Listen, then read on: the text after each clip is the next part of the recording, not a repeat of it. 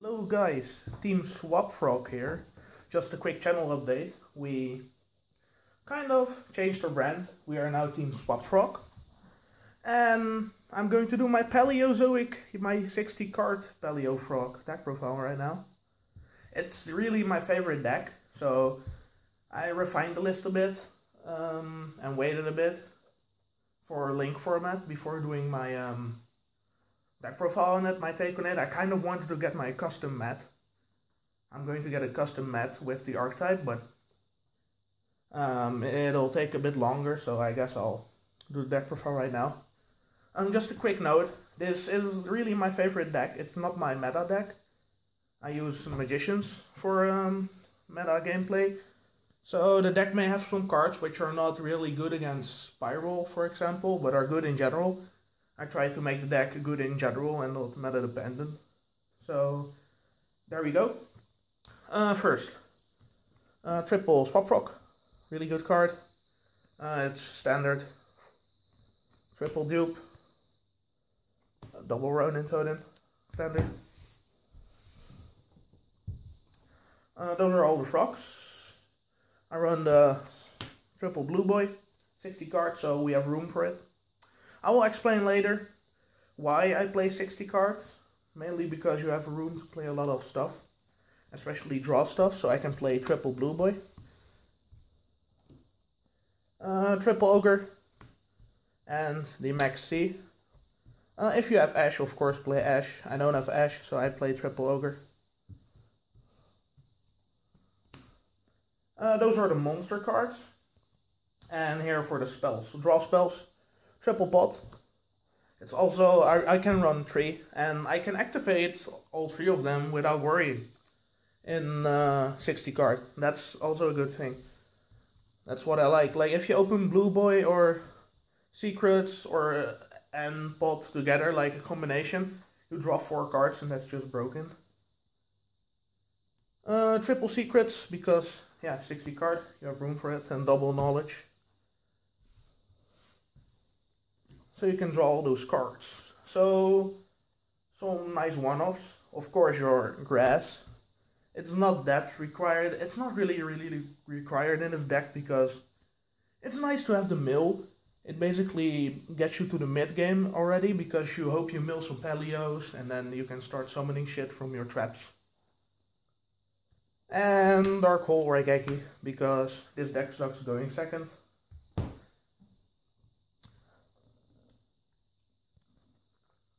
So here's where it gets interesting because this is a card I haven't seen anyone else play. This is kind of my hidden tech and I don't get why most people play it. You should really try it because this card here is really good. Pacifist. So for the people that don't know what it does, after your opponent resolves a card effect, you get to special summon 2k token. That's level 8 worm type, but it's also water type, and that's important.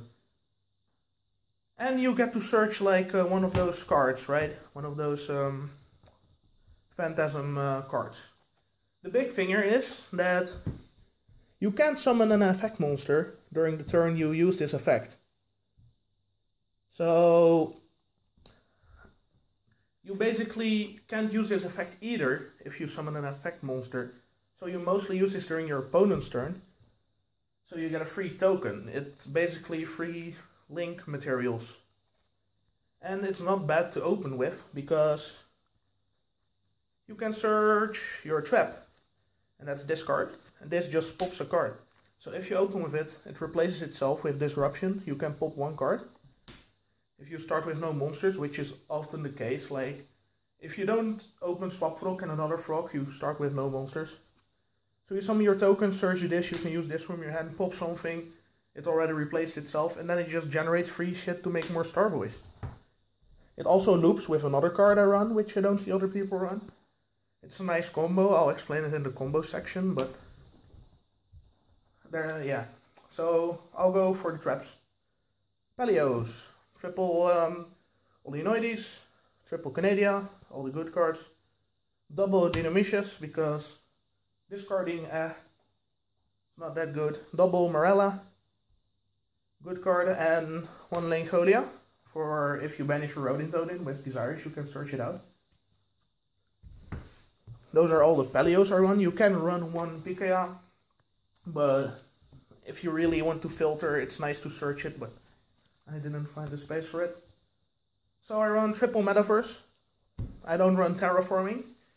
This card is just better in this deck because it's a trap card. It has multiple, like, you can apply it to multiple things. You only need your field spell in your opponent's turn, so it doesn't really matter that you can't activate it on your turn.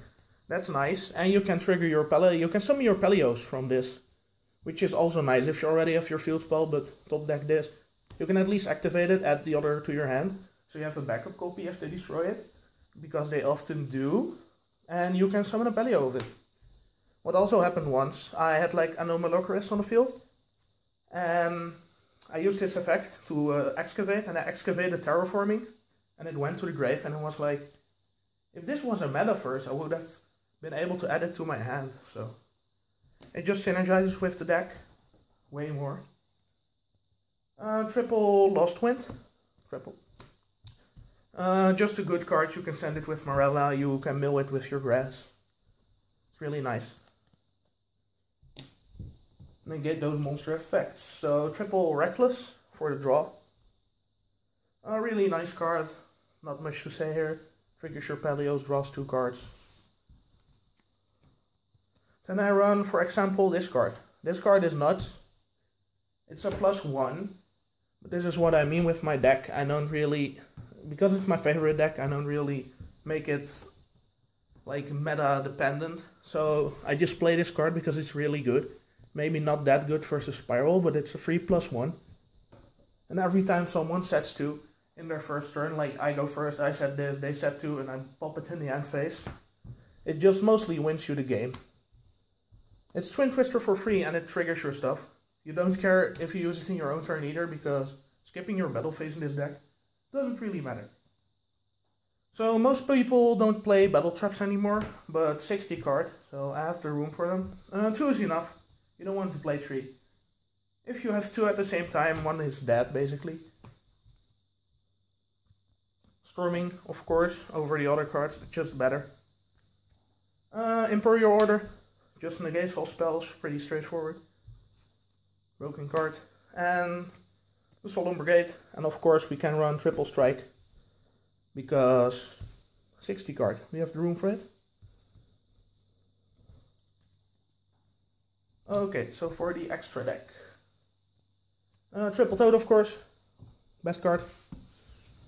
Double Anomalocaris and double Opabinia. I do advise playing 2 of this, because in the replay section you will actually see I do use 2 of this in one of the duels. So for your toolboxy cards, Centuria, just to out things, Cat Shark to get over things. This is for the damage. Yes, the damage. It's a nice card. So now Link Monsters, double Starboy, because it's Starboy, Proxy Dragon, extend your place. And here comes the special stuff again, this card. This card is really good, Topologic Bomber Dragon. It basically, you can summon your Paleos in his zones and they won't get blown up because they're unaffected. So it's basically a dark hole on a stick, and you can trigger it with your traps. I also played 1 Link Spider, because the field spell allows this card to be made much easier. But this converts your token in something that can make this, because this requires effect monsters. So the situation does happen because you think like, why don't you play another Starboy? You can just make the token and something else into a Starboy and then link it up. Like have 2 Starboys like that. Well, the situation often does happen that you have a non-water monster, like if you steal it with Toad. So it's always nice to have the Link Spider, and like if you second turn can't summon anything relevant, you can just make the Link Spider with your token which you got first turn, but only if you're sure it won't die next turn. So if you have like a Mirror Force. Yeah, so I wouldn't advise always doing that. It's mostly just because you kind of need it sometimes. But this card's really good. It provides 3 link markers, link pointers. And you can basically just put an Anomalio Caress here and just start popping your opponent's stuff while their boards get blown up. So, before I go into the combo section, I want to say something about this card. This card, it's pretty good, but the reason I don't play it, it's the same reason I don't play Card of the Mice, because it's good when you're behind, it's good in the late game, it gives you a free body, but you don't want to start with it. You like, if you start with your blue boy and draw 2 cards, this does nothing. It literally does nothing. It's a good late game card, but you'll brick with it, and it's good, but it's just, you want to keep your monster count low.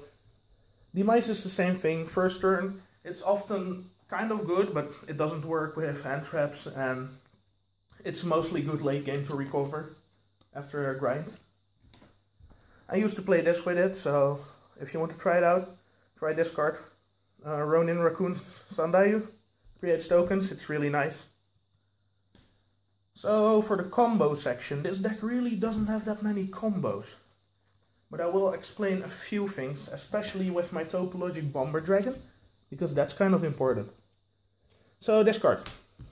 This card is kind of broken if you mix it with the field spell, because what happens in your opponent's turn, right? I once had this duel, and the opponent had like a Dark Destroyer and a Slip Rider. So what I did, I had these 2 on the field, right? So what I did, I summoned a Ronin Toadin in here. So what happened is, boom, I summoned my Ronin Toadin. I blow up his Cosmo ships and this dude by Ronin Toadin. But he doesn't care because he'll use its effects, right? He'll use its effects, so he'll just summon another thing. And I can just keep summoning Ronin Toadins in this. That's really nice. But like, you'll eventually run out, right? So that's where this card comes in. In my opponent's turn, I summoned a Trap Paleozoic in this link marker, and it didn't die because it's a Paleozoic. So his ships died. His ships died, of course. But after he summoned 2 new things with his ships, I used this card effect to summon a token. And the token triggers this dude. So his ships die again, and the token dies. So he uses his 2 new ships, which summons another token.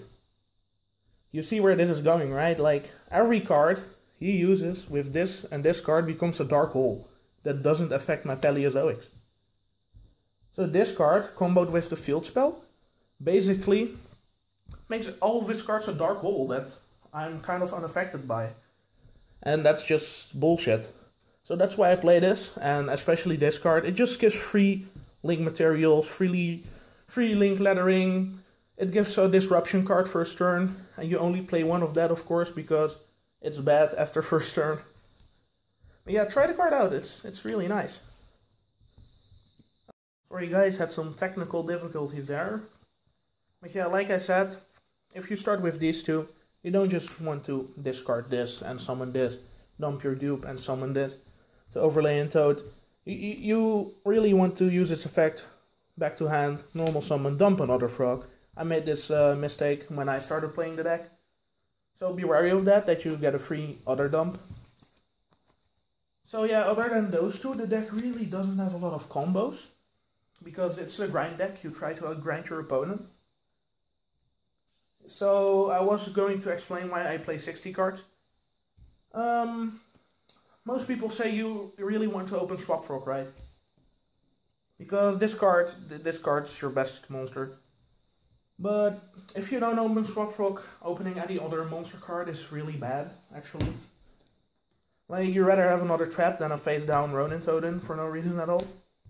So 60 cards basically allows you to run more draw cards. You can use multiple desires without it hurting. You can also run 3 of them, and you can run the whole spellbook engine. So you can just run more draw cards to draw you more stuff. And the proportions of your deck is more heavily weighted towards traps. This means that you also have a higher chance of opening a trap hand instead of a hand with useless monsters, basically, that don't do anything for your first turn. So it kind of makes your hands more consistent in what you want to open with. You want to open with as much disruption because every card matters, of course. You don't want to open with like some random monster cards which don't really do anything. It also lowers the chances of opening, for example, this card, which you kind of just want to search with, what's it called? Your Opabinia, or opening this card, which you only run one of, but you'll see you always open it for some reason, because that's just luck, I guess. So it does make your hands a little bit more consistent in what you want, as weird as it sounds. But yeah, that's basically my explanation. So have fun with the replays. It'll show kind of what the deck does. And in some of them I'll still be using this. As I said, you can try it, but I didn't like it. Well, have fun.